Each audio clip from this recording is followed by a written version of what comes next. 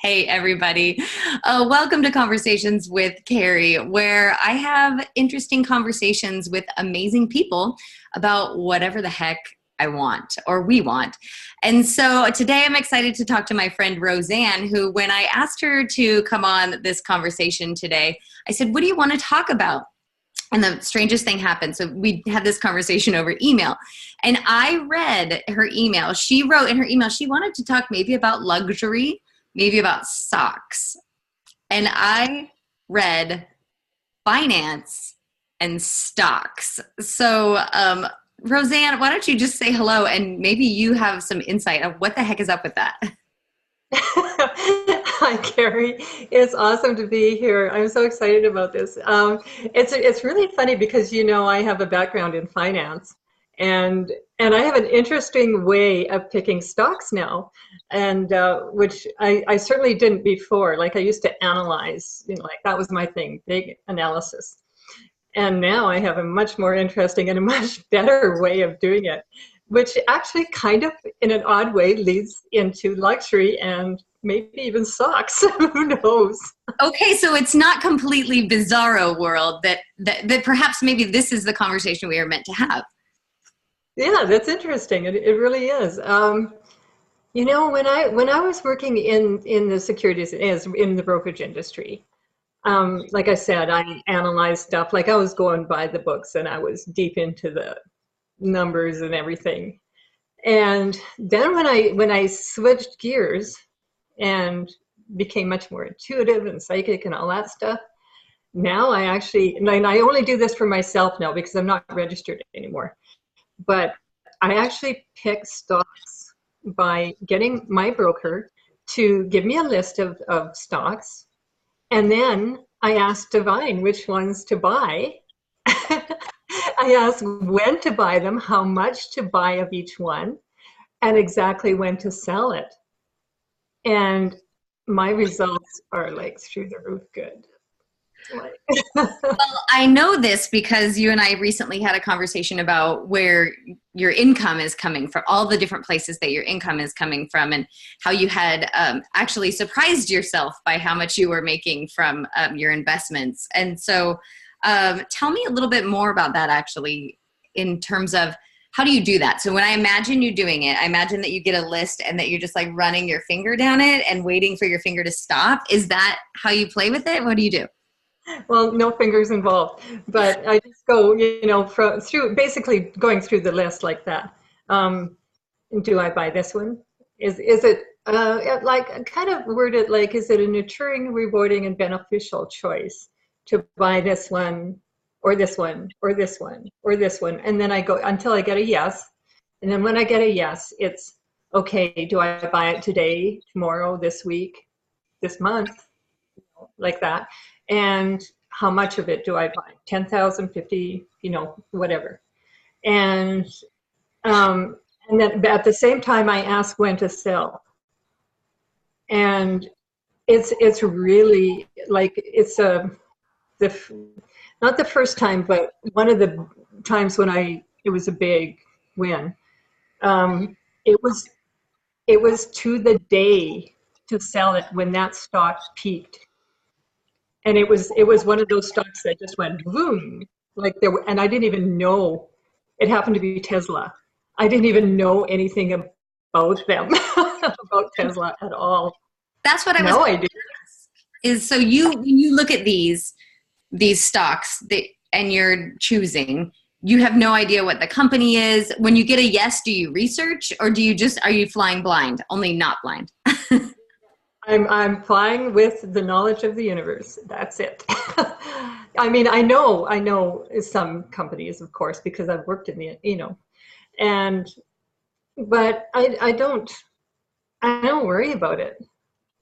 So how this is so weird that this is where the conversation is going, because I was asking myself the question this morning. I'm promoting somebody in my business right now who helps people get more clients, and she's amazing. And one of the things that she says is, forget about the money, stop needing the money, right?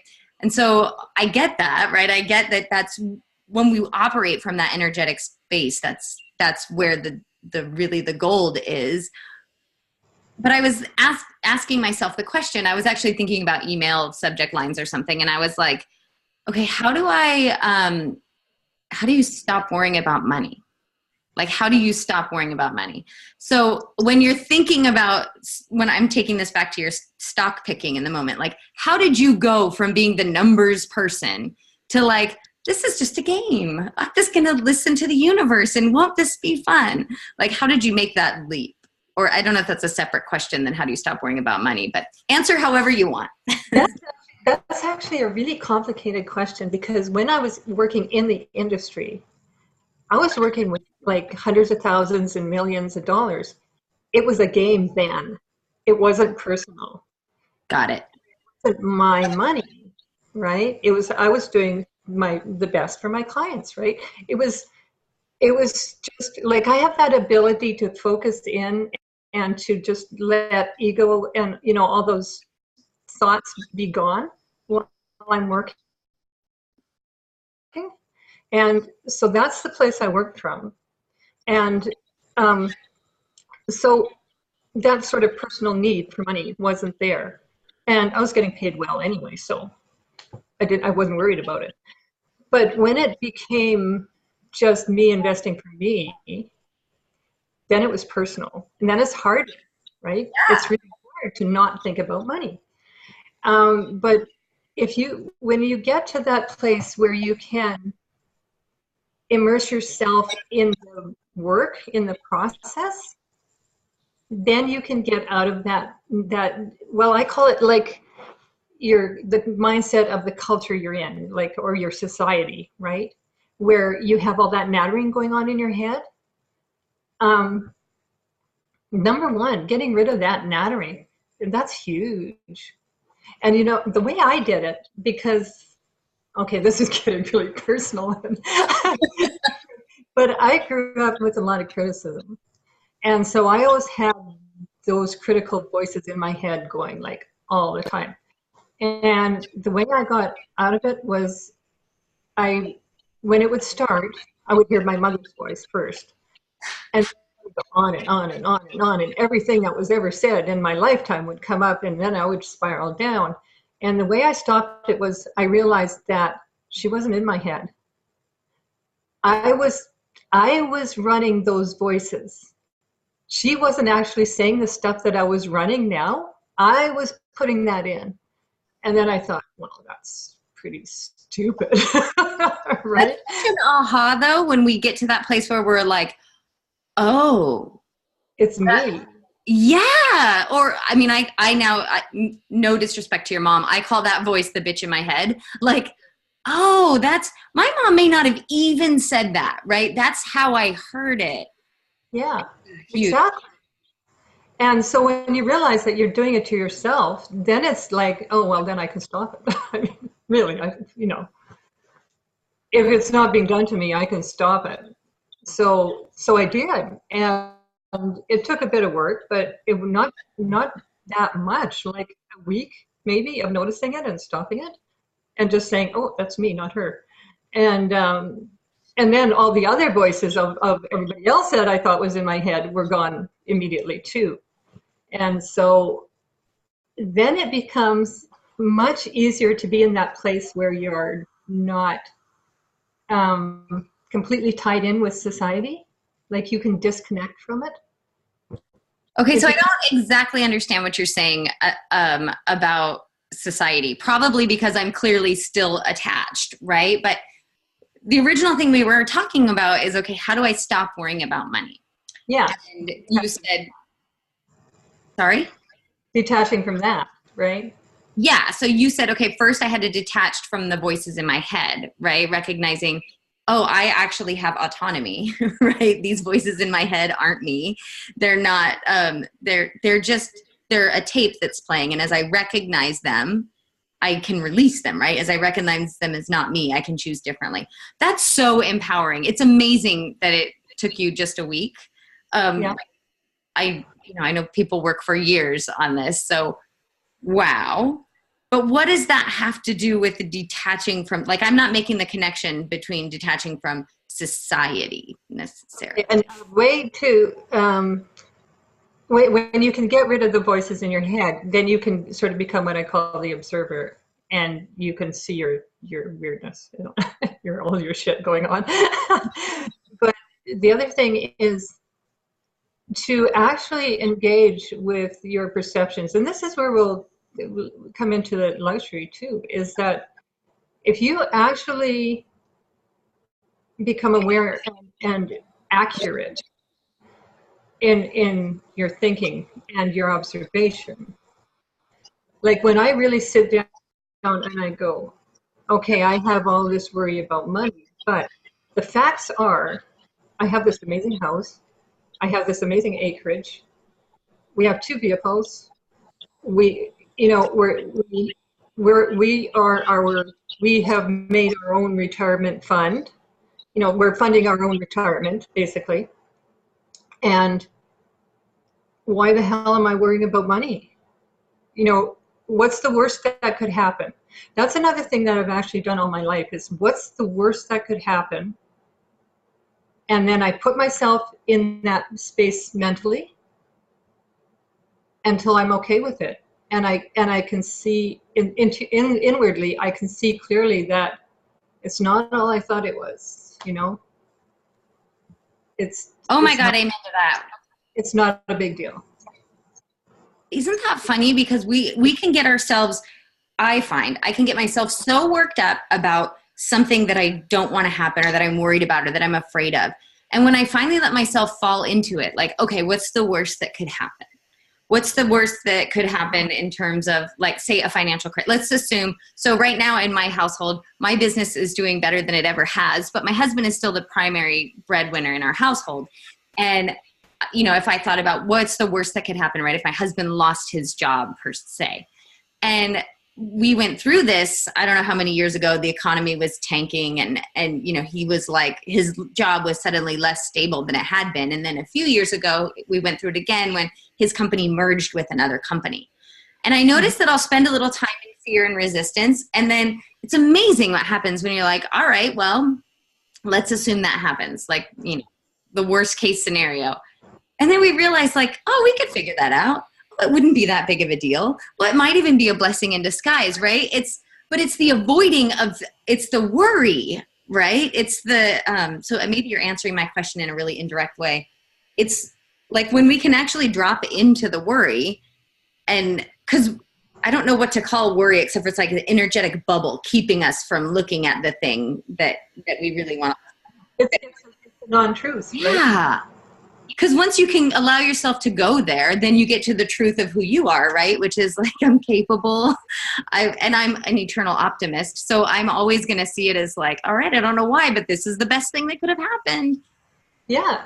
So yeah, when you can be accurate with your perception of the world, and what is false perception and what is equally false but possible, and you're not in any of those, and then all of a sudden it's like, oh well, I didn't need to worry about any of that.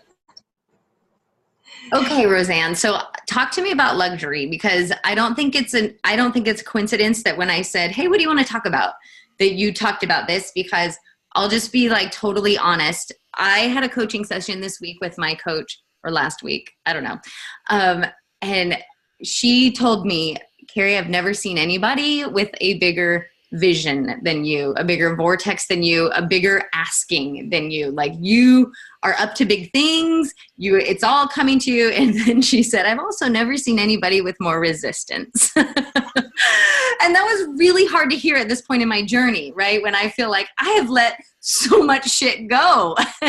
and yet I know, right, I still have work to do. And one of the areas in my life where I resist is in that area of luxury. Look, I even have to put it in air quotes, where I think I have an association, like I want to live in luxury. The ideas that I have for, and by many standards, I already do, right?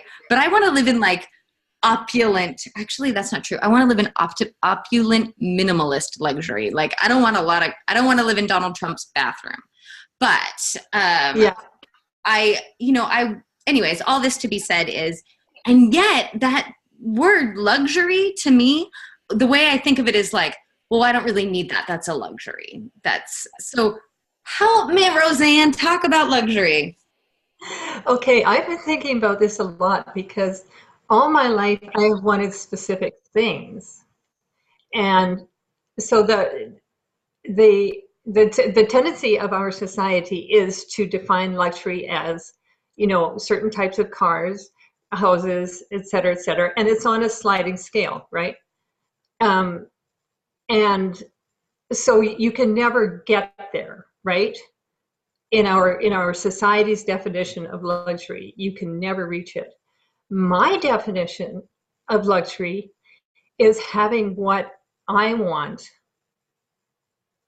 and what I want is not that.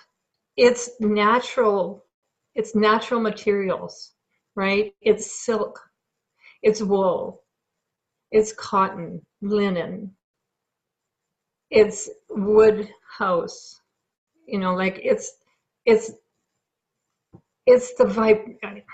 This is so cool. Like I met this lady, Nim Calloway, Okay. and Nimi Calloway. And she developed this line of organic cotton sheets.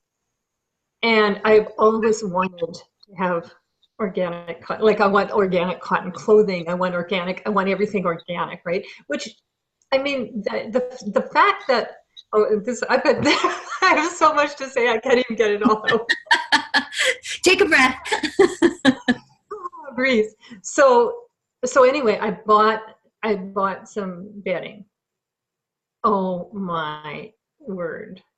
Like the energy, the feel on your body, it's completely different. And I have natural bedding anyway. Yes. I have a bed and all that stuff. It's all natural, but not organic.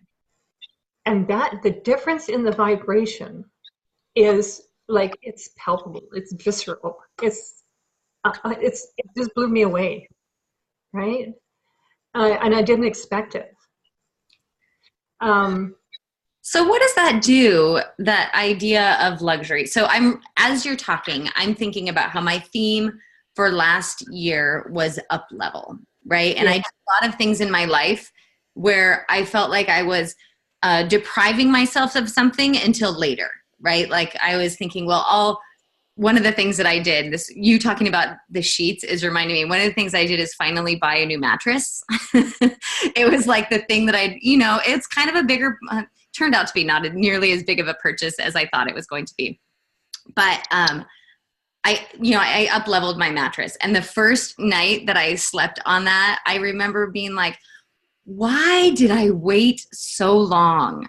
Like, this is so amazing. And that was just one little tiny thing that was part of my up leveling journey. I didn't see it as luxury. I just saw it as a better mattress than what I currently had. But when I got into it, hot damn if that didn't feel luxurious, right? exactly. And this is a little background. Like we didn't have organic before. It was organic. We didn't have to have that word. And then with affluence, and to make that natural goodness, the quality stuff available to more people, we denigrated everything. We introduced plastics. Now we wear plastic clothing and cotton polyester sheets, and everybody had more stuff, but the quality tanked, right? For the most part. Yeah. And so that's what we need to come out of now. So what happens now is when we give ourselves something that is actually good for ourselves, it feels luxurious. And Yeah. that's where I'm going. Yeah. Like that's the real luxury now, is like to be able to have real good, fresh, organic food. Like I live in Canada, and in January, especially, we don't, the organic greens are probably half rotten when you buy them. and it gets really frustrating, right? So that's a luxury, you know, to be able to go somewhere where there's always fresh organic greens. Like, oh my gosh, this is so wonderful. And so it's those things that make us feel good all the way through. Those are the real luxuries to me. Like now, like they should be the natural thing, but they're the luxury. You know, buying a plastic vehicle might seem like a luxury, but it doesn't feel that good. Yeah, I'm loving your perspective on this. And it's really helping me because one of the things that, at least in my industry, people say, right, if you want to like make more money, if you want to like, take your game up a notch, right, you have to surround yourself in luxury. And I think that I've been mistaking that term for like stuff that doesn't matter and I don't need. I think I've been thinking of opulence, and excess, instead of what truly feels luxurious for me is spaciousness and openness and crisp white sheets. And like what feels luxurious to me is actually, it's a little bit like every time I watch that Marie Kondo show, when she's in her own little space and everything's just white and clean and it's very minimalistic, I'm like, oh, so luxurious, right? Like, but what I'm hearing is simple, high quality makes me feel amazing, which, to be honest, when I have been associating luxury, it's been the exact opposite of that. It's been like over the top, unnecessary, makes me feel kind of crappy. And you have that inner conflict with that, right? Like I've known you for a while and you've got that conflict going on. Like I'm supposed to want that, but this is what I want. And, and what it comes down to is you don't want to spend money on that, right? There's your conflict.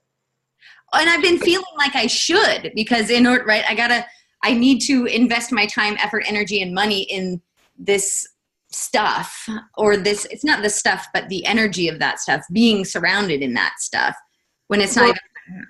Yeah. And the conundrum there is that if you're spending your money on the stuff that you actually know that somewhere deep inside, is not what you really want, and it's not even that good for you, then you don't have the money to spend on what really is luxurious and really does support you and help you grow and be that amazing person, right? Like when you get all that stuff, that's what alignment is all about, right? It's just such a fun conversation because I know all of this. Like it's so interesting to see it in myself. Like I know this, and yet you're saying it, and I'm like, oh my God, how did I miss that? I've been operating in some areas of serious should, like what you just described is like, why the hell would I invest in, I don't know, I'm thinking of this, let's just use an example of like a mastermind retreat weekend or something, where I feel like I should invest a lot of money in this right now. But like clearly it doesn't feel like the way it's the things that are being promoted as part of this mastermind retreat weekend aren't things that actually appeal to me. But there was this thinking inside of me like, well, that's what I need to do to get to the next level so that I can then go in the complete opposite direction. Like it's so ridiculous that I would even be in that space. And yet that I was definitely conflicted. So thanks. You helped me clear something already. Yeah. I mean, that's what we do, right? We get sucked in, right? We think everybody else knows better than we do, but we know all this inside. Like we can feel it. Our body, we just have to learn how to listen to ourselves, right? And I went through that same thing. I'm a little older than you. My internet is unstable, it says. It froze for a minute, but I could still hear you, so we're fine. Like when I was working in the brokerage industry and we had money, and so then it became, like, well, we have to have this house and we have to get this vehicle. We have to. Well, then where's the money, right? It's gone to stuff that we told ourselves we had to because people like that do that, right? People of that income bracket have this stuff where none of it was what we wanted. It didn't mean it to us. And now all that's gone. And I had to make the conscious choice after we moved out here about 19 years ago, I think. And I was falling back into that same trap. It was a bigger house, more, and it was like, oh, we have to get this and this and this, and we have to fill the house up with all this stuff. And I'm like, I don't want all that stuff. And so I had to make the conscious choice to, no, this time I'm buying what I want. What makes me feel good. And it's just to swing this conversation all the way back to the stocks, right? Like, and so you went from like the world of finance and all the have tos and shoulds and to getting, and, you know, the accumulation of stuff and then deciding, no, that's not the world I want to live in. And, you know, I'm not going to tell our viewers your entire journey, but you've been on a heck of a ride. Like you've gone in all sorts of different directions to come back now to, I love it, where you're earning a living from using your innate gifts. And you're, I know you're not using your finger, but I can't help but see you with your finger on the list. And picking stocks out of the sky based on divine guidance, right? That you've gone from the have tos and shoulds to really living a life of luxury and abundance, right? By just being trusting and doing what feels good. I know, right? That's craziness and makes total sense, but amazing. It's so interesting that it took me that, you know, like I had to experience that to get to this, which I already knew when I was a teenager. This was right. But you know, life is such an interesting journey, and I don't regret any of it. Yeah. And I don't think, I remember reading one time, well, a couple things. There was, and I wish I could quote it and say who said it, but it was this like 90-year-old Asian man. I think he was Japanese, and he was famous, and somebody was asking him questions, and he said, there's a huge leap every 10 years as we evolve as humans. And he's like, I can't wait to be 100. And that's how I feel about my life, right? I can't wait for the next big evolution because, man, this has been a ride. I love it. Oh my gosh, so good. RoseAnn, thank you for being my first guest for these kinds of conversations. I'm loving this. And full disclosure, this was pretty much RoseAnn's idea. Like RoseAnn's like, you know what you should do? You should just talk to people on your show the way you actually talk to people all the time. Yeah, I'm involved in a lot of conversations that are like this, right? That are like, why is my mind continually blown by shit that I already know? And I hope my mind never stops being blown by stuff that I already know. Yeah, I agree with you on the 10-year evolution. Well, it's like every decade, which is the same thing I recognize, but like it feels like it doesn't go from like age. Never mind. I'm like, there's not a 10-year shift. There's not the 10-year shift between age like 14 and 24 as there is between age 10 and 20, if that makes sense. That's right. It's 30 to 40. Yeah. Yeah. And I was just reflecting on, I really felt the shift from my 20s to my 30s. And then I felt like I was pretty together in my 30s. And like, I definitely knew I was evolving in my 30s. I think that was the difference. In my 20s, I wasn't aware that I was evolving. I was just like doing all the things I thought I was supposed to do. In my 30s, I really became like self-aware, you know, which I know is part of all the Psych 101 development stuff, where I think I knew who I was in my teens and 20s, but in my 30s, it was about like the conscious choices I was making and who I wanted to be. And my 30s was also really like a spiritual journey that I really hadn't considered before. But it's interesting now because I'm early in my 40s and I'm excited to know like, oh, there is a quantum leap happening. I felt it when I turned 40. I felt freedom. Like my phrase was, fuck it, I'm 40, where I was like, I don't have to care about this stuff anymore. Like stuff that I felt self-conscious about for years or just whatever. Suddenly when I was 40, I didn't give a shit about that anymore. I felt such freedom in my 40s that I couldn't expect. Age 39, I didn't feel it. Like the night before, and I woke up on my 40th birthday and was like, felt so settled into who I am. So I know I thought I was ending the conversation by saying, all right, thanks for being on the show. And then I had this huge epiphany. So thanks for witnessing that. But I'm so excited to find out what happens this decade. And yet already kind of know. Yeah. Yeah. Yeah. Wait till you hit 60. I know. And I can't wait until we're super old, right? And like having these amazing conversations. And we can laugh about what we were thinking about then. I know.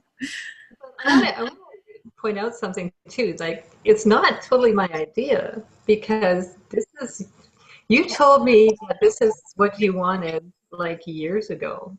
Yeah. And it's taken you this long to settle into it.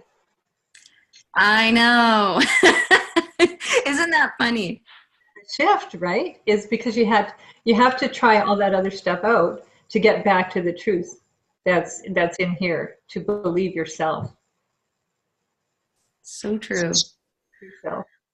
But there's a whole growth that happens in the meantime. Yes. I mean, we all know, right? The magic is in the journey.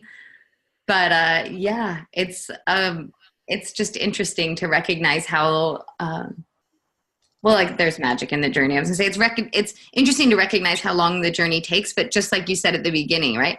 Or I don't know how many minutes ago, but I don't regret any of it. Yeah. Yeah. It's all like, if you, if you wanted to end, too bad. We're going somewhere else. It's like, that it's so interesting because we create our reality, right? And to then look back from this vantage point to that and see how you created that, so that you would learn all that and you would get back from that. There's this two different kinds of knowing, and I've always known this, right? There's that sort of inner visceral, you know it in through your whole being of you. And there's that, you start out with this knowledge that it's interior, and then you need to get that exterior knowledge, that the mind knowledge, brain knowledge in. And then when they both come together, then you have that whole being knowledge. And that's what the journey is about, right? Because you start out with one, then you have to add the external, so that you can have the whole thing. Okay, that was good. I think that's where we need to end it, because that just, something settled in me when you said that, and recognizing that, you start with the inner knowing. This is about everybody's business journey that I know, starting with the inner knowing and then having to go out into the world, right? You have to go out to do something. And then what comes at you is doubt, or, the challenges come at you, however they come at you, right?